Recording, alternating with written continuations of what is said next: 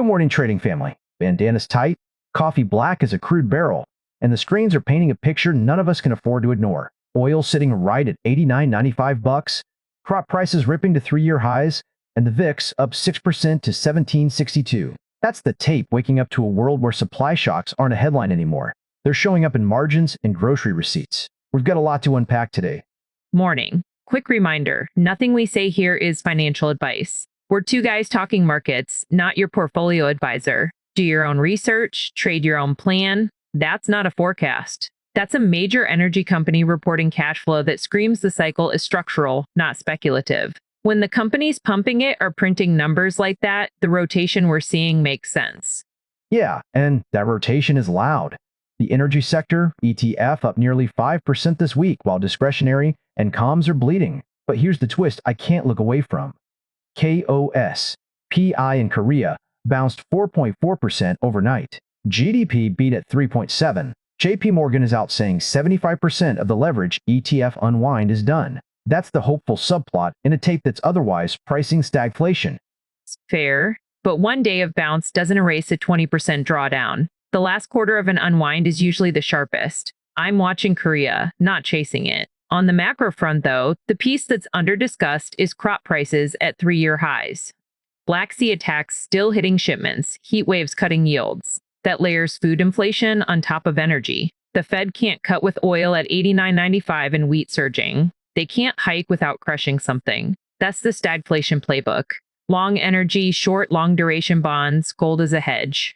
And we're seeing that playbook show up in the real economy. I want to go deeper on the oil sector, because this is where our book feels it most. My gut call account added to the energy sector ETF this morning, $2,000 at market.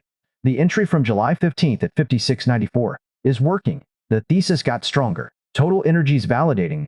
Hormuz still a toll booth, and now food inflation adding breadth. The risk everyone's sleeping on is an SPR drawdown. If gas hits $4, the politics override the trade fast.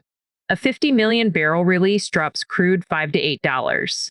We saw it in 22. It buys weeks, not months. So I get the trade if you size for that political risk. I'm not adding here, but I'm not fading you either. My wave trader algo is holding one name, S, ticker S, 226 shares, entry 1992, now around 1822. Down 4.7% on the cycle, stop at 1724. No new signals in 6 sessions. The funnel's filtering on prospective gain under 5% and the exponential moving average momentum gate is choppy. I'd rather sit in cash than force something.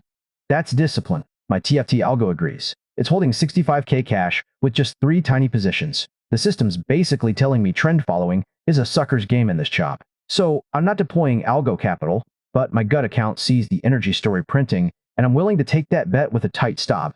Let's pivot to the tech reckoning. Google's print is the story I want to clarify. Headlines say revenue up 24%, but that obscures a $98 billion unrealized gain from their SpaceX stake. Strip that non-recurring mark-to-market out, and the underlying business generated negative operating free cash flow. That's a capital allocation problem. They're guiding $205 to $210 billion in capex for 27 with no clear monetization path. The market sold off not because revenue was weak, but because the cash engine is burning faster than it's filling up. And that connects directly to IBM cutting guidance, a $420 million revenue miss, and Tesla's margin compression. The through-line artificial intelligence capex is happening, but there's no ROI yet. Next week, Meta and Microsoft report, and honestly, if they cut guidance, that's not a rotation, that's a theme.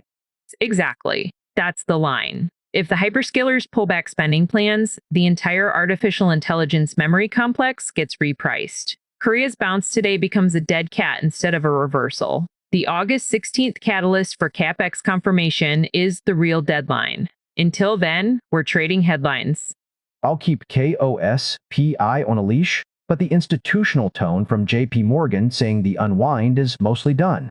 That's not nothing. That's a signal that the forced selling might be over, and the fundamental demand for high bandwidth memory still exists. Possibly. We'll see. All right, let's get crisp on what's coming this week and next. Starting with the economic calendar. Today, Thursday, United Kingdom CPI is due. Consensus, 2.7%, prior 2.8. Core CPI at 2.5. If that's sticky, It adds global inflation breadth. Tomorrow, Friday, we get the ECB rate decision, expected unchanged at 2.4%. In Japan's national core CPI, consensus 1.6 against 1.4 prior. That number feeds direct into yen carry trade risk and BOJ tightening speculation. Then, Saturday, United Kingdom retail sales, and next Tuesday, United States core durable goods, the first high-impact domestic print in a while. Until then, earnings are the focus. And on the earnings front, we've already covered TotalEnergies, Google, IBM, and Tesla. Next week, it's Meta and Microsoft. Those are the stress tests for the tech capex narrative. If they disappoint, the rotation we're seeing accelerates. If they hold the line, the artificial intelligence trade might stabilize. Nothing else notable on the calendar this week. No filler needed.